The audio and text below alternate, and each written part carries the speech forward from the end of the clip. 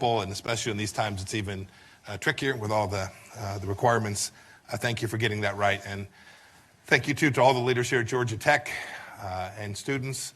Those of you watching virtually, I appreciate you joining me for what I hope will be a good conversation today. I have some opening remarks, and then President Kabir and I will have a chance to have a lively conversation. I know we have a couple special guests, some good friends. Former Congressman Phil Gingree's here. Phil, good to see you. Senator Chambliss, thank you, too. When I was nominated to be the CIA director, Senator Chambliss was so gracious. He had spent so much time in the intelligence community. You were so gracious to me to help me figure out what was up and what was down, and I deeply appreciate that. It's good to see you again. As President Kabir said, I graduated from the United States Military Academy at West Point, studying engineering, although I joke, don't drive across a bridge that I had anything to do with. It's been an awfully long time. Some of my classmates ended up in the Army Corps of Engineers. I happened to command a cavalry unit. But I can tell you math matters an awful lot when you're bore studying the cannon of an M1A1 tank. And I'll say, too, even the State Department, you talked about people leaving this institution going on to careers in diplomacy.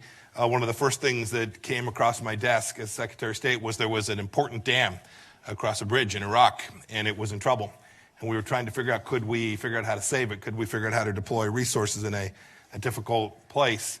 And we had the best engineers in the U.S. government, some of whom worked for me at the United States Department of State, trying to figure out the best solution, the best contractor to bring in, how we would do this to protect Baghdad and the downstream places in this historic Euphrates River Valley and the Tigris River Valley from potential flooding should the dam collapse. So all you engineers out there, state.gov, go to the website, take a good look at it. We would welcome your career in the United States Department of State. Now, you know I'm not lost. I know this is Georgia the state, not Georgia the country. But it's important that I come here to talk about the topic that I have in front of us today, because this is the place where American national security intersects deeply with the things that happen at important research institutions like this one. I thought I'd start with a quick story by way of explanation. Professor Fei-Ling Wang is with us here today. Professor, where I didn't see you sitting where? Welcome. Nice to see you. Several years ago, Professor Wang took a trip to China where he was scooped up by security agents inside of China. He was held in a secret location for 2 weeks.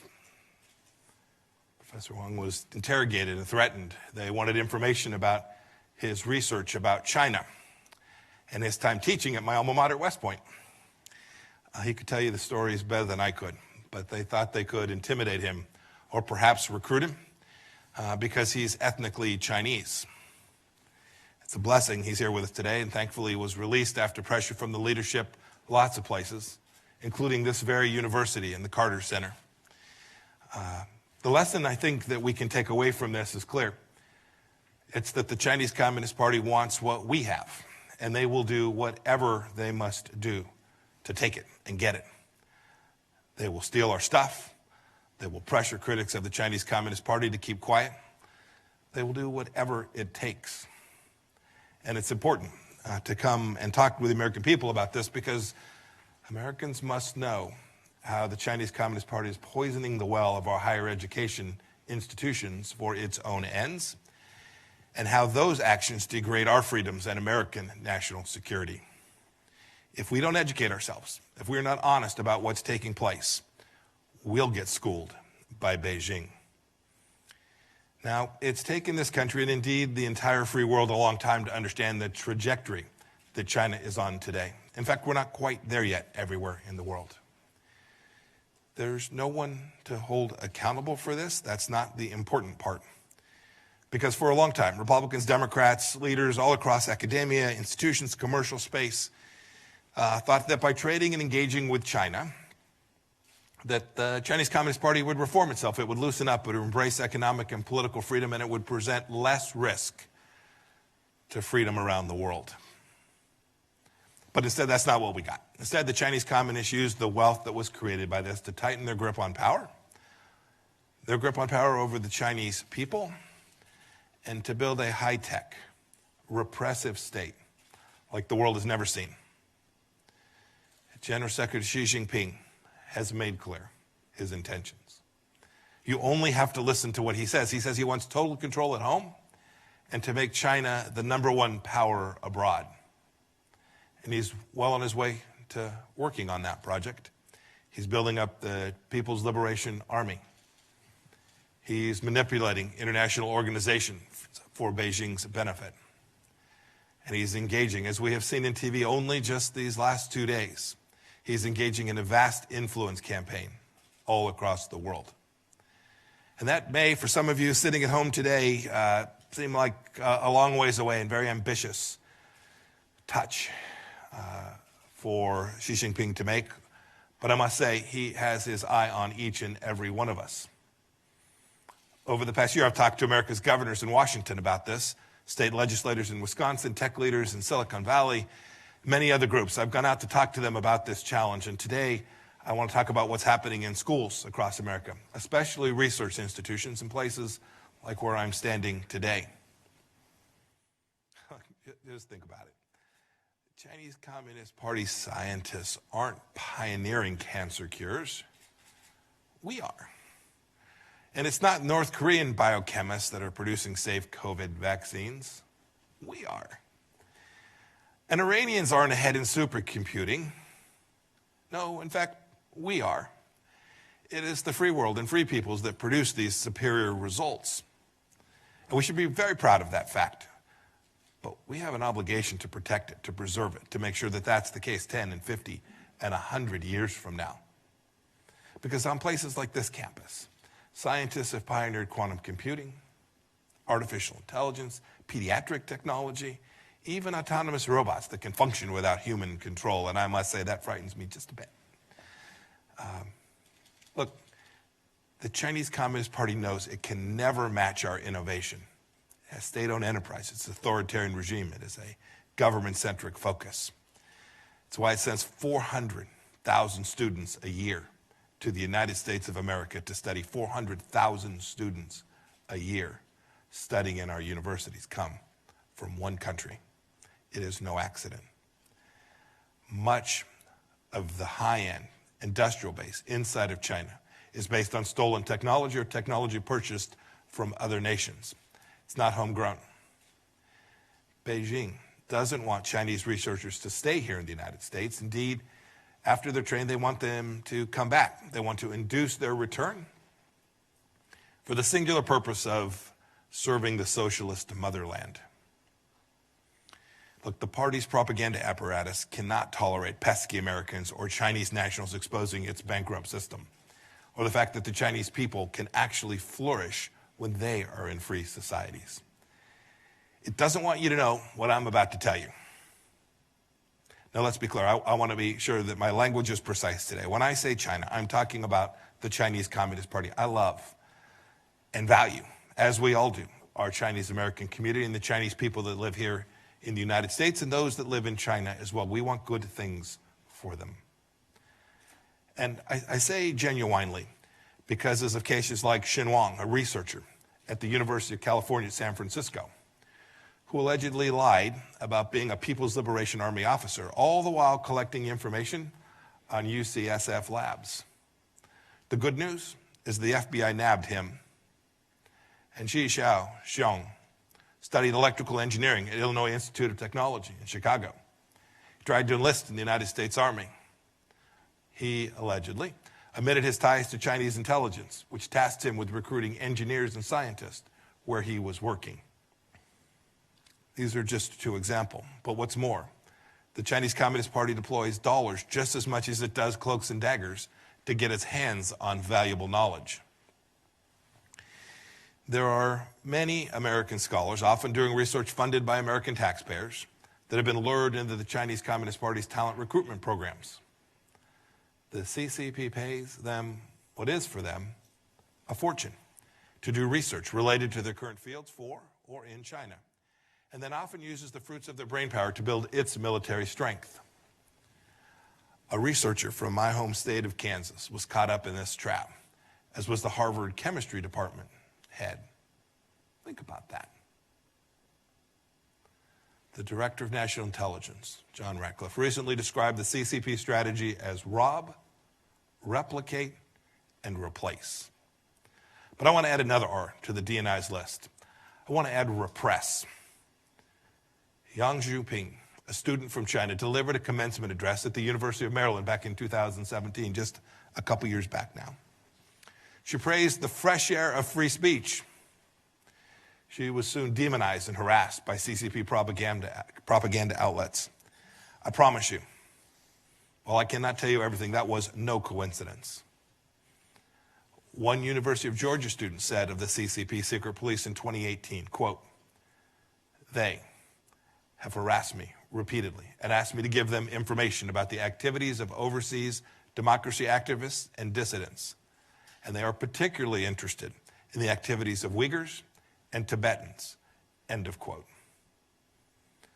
Some of the CCP's biggest victims on campuses are innocent Chinese nationals themselves.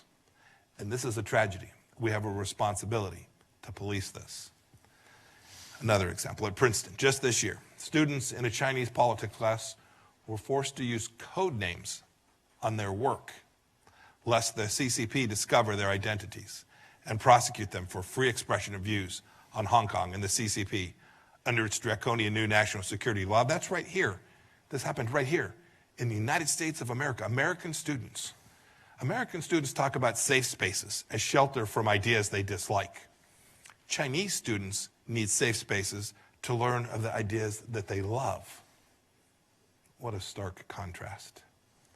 Students from China at American universities also live in fear that their families back home will be arrested, will be interrogated, tortured, or worse because of the things they say in an American classroom. But look, the CCP doesn't just target Chinese nationals. They want to influence American students as well. Professors and administrators, too. Look, they know that left-leaning college campuses are rife with anti-Americanism and present easy targets for their anti-American messaging. That's why they planted Confucius Institutes on our campuses. And under President Trump, our State Department has made very clear these Confucius Institutes are literally up to no good. Many have gone away. Many campuses have seen that, and they've chosen to close down these institutes. But right here in Georgia, Wesleyan College still has one in Macon. Look, it's why there are groups on campuses called Chinese Student Scholars Association here too. They're directed and almost always funded by the Chinese embassy or a local Chinese consulate. Its purpose, to keep tabs on students and to press pro-Beijing causes. Now you would think at freedom-loving places like Georgia Tech and institutions and scholars all across the world, administrators, school faculty would be more up in arms about the Chinese Communist Party's outright theft and flagrant violation of freedoms that I've described. But we see it too seldom. Well, why? Why do schools censor themselves? They often do it out of fear of offending China. Indeed, I must tell you that MIT wasn't interested in having me to their campus to give this exact set of remarks. President Raphael Reif implied that my arguments might insult their ethnic Chinese students and professors. But of course, nothing could be further from the truth. Those are the very people that this set of remarks is intended to protect their freedoms. And I must say that yielding to the objection of hurt feelings plays right into the Chinese Communist Party's hands. They watch America closely. It's what the party says constantly in response to legitimate criticism around the world. You can see it. And how would the party know how the Chinese people feel anyway, as no one ever gets to vote? Look, we can't let the CCP weaponize political correctness against American liberties. We have to protect and preserve them. Fraudulent cries of racism or xenophobia should never drown out a candid exposure of the activities of the Chinese Communist Party. But we see too often on American campuses that there's silence and censorship. It's been driven by the Chinese Communist Party. It usually boils down to something far less idealistic. So many of our colleges are bought by Beijing. Let me tell you about Vera Zhou. She's a permanent resident of the United States of America. She's originally from China and is a senior at the University of Washington. in October of 2017, so just on 3 years ago. She returned to China to visit her father. Local authorities put her in a re-education camp. A re-education camp for 5 months and under house arrest for 18 months after using a virtual private network connection to connect to her school's website, something many of you are doing even as I speak. Back here, we saw this. Our State Department team, Vera's mother, Bob Fu, a great friend of the Chinese people, desperately petitioned the University of Washington to advocate for her return. But the University of Washington, a woman named Sarah Castro, the head of the Federal Relations Office, said that the university wouldn't help because of a multi-million-dollar deal with China. Now, thank God, Vera was eventually released and returned to the United States, but no thanks to the University of Washington, and no thanks to the deal that it had made with the Chinese Communist Party. The U.S. Department of Education, over the last years, has found that schools have taken an estimated $1.3 billion from China since 2013. That's just what we know about. Like so many, like Columbia, so many schools that have failed to report the true amounts. What more? What more bad decisions will schools make because they are hooked on Chinese Communist Party cash? What professors will they be able to co-opt or to silence? What theft and espionage will they simply overlook? What business deals will get done as a result of that? Look, there's a lot of work to do, and I have laid out a pattern and practice that every American needs to know about. And we need to begin to respond to this sooner rather than later, and our administration has begun to do that, but there is an awful lot more work to do. We cannot allow this tyrannical regime to steal our stuff, to build their military might and brainwash our people, or buy off our institutions to help them cover up these activities. We cannot let the CCP crush the academic freedom that has blessed our country and blessed us with great institutions like the place that I'm standing today. But we need your help. We need help of students, we need help of faculty, we need help of administrations all across America. We need trustees to police their endowments and the deals their universities are striking with the CCP and CCP-backed groups. We need administrators to close Confucius Institutes and investigate what so-called student groups backed by the CCP money are actually up to on their campuses. The government will help, but we need people to assist us. We need researchers to be vigilant against fraud and theft, and the academic community to reject the CCP's financial siren songs. And we need students to truly stand for free speech. The free speech for themselves, those who grew up here in America, and especially the free speech of Chinese students who are on our campuses, who are here to study and learn and to improve their rights, their lives, and to enjoy the fruits of the freedom that we provide them here in the United States of America. Look, we need you all to speak truth to power in solidarity when administrations exert pressures on censorship, as has so often happened to protect deals with Beijing.